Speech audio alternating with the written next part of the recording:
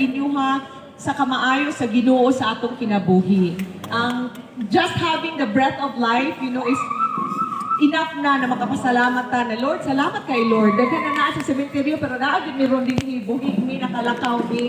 So tapos gyud kang pagadaygon mo to sa kanta ganina na iwan sa to, maayo ka Ginoo, maayo bang Ginoo sa inyong kinabuhi? Maayo, amen. So salamat kaayo. And so mo ning gingon touching lives, meaning di ba ang atong Ginoo ang ihatag na serbisyo unya aside sa medical mission, but before that maminaw ta og isa ka testimonyo, no?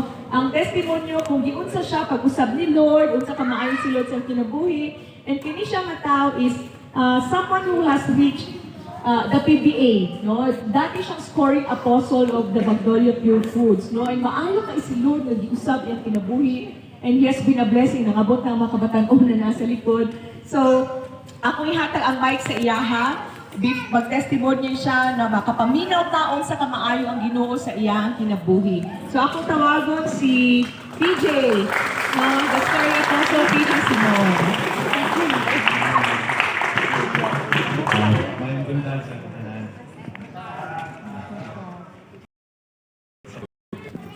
And gusto na ako i-share akong kinabuhi sa pagko sa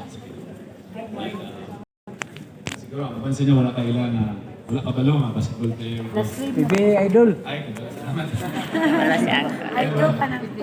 You know what, sukad bata pagod ko. Ikan pa lang ko sa high school, elementary high school, wala di ko lang pamandoy, hindi maging basketball player. So, ako kailan niya ba, buhatan kung mag-basketball.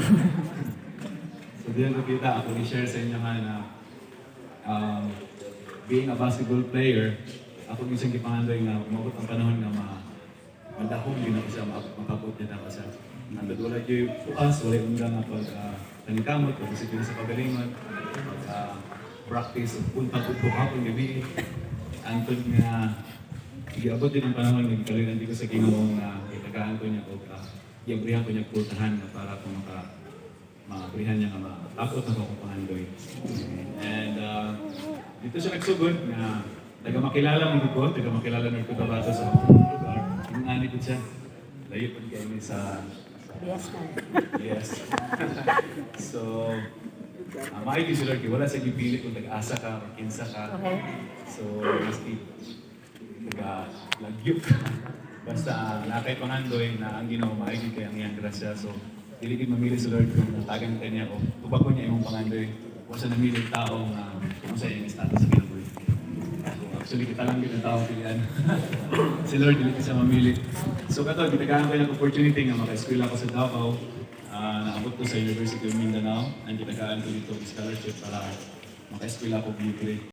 So kung hindi ko sa basketball, hindi ko maka-eskwela libre. So hindi ko nakaabot sa Davao. So kung naabot ko sa Davao, natagaan ko kay gayon na naging varsity ko sa Davao. Dito ko na eskwela, and then wala ko'y bayad sa kurang eskwelaan.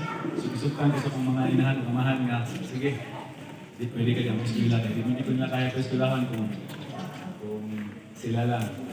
Yun yung hindi man mo makaya. So katong salamat kayo kung nagkaroon nga, ma-remind na po ko sa kong kagahapon nga wala kong imposible sa kong ginawa. Amen. So dito, katong nag-college na ko, kung nakabalo mo anang Davao Eagles, ang panahon mo daw, naman ko yung mga inanang mga sa Igayon, naabrihan na po kung sa oportunidad na makadulaan ng Davao Eagles. So pagka-abris ako atong Igayon, mawapalit akong pila lang sa Davao na taga-chance na makadulaan.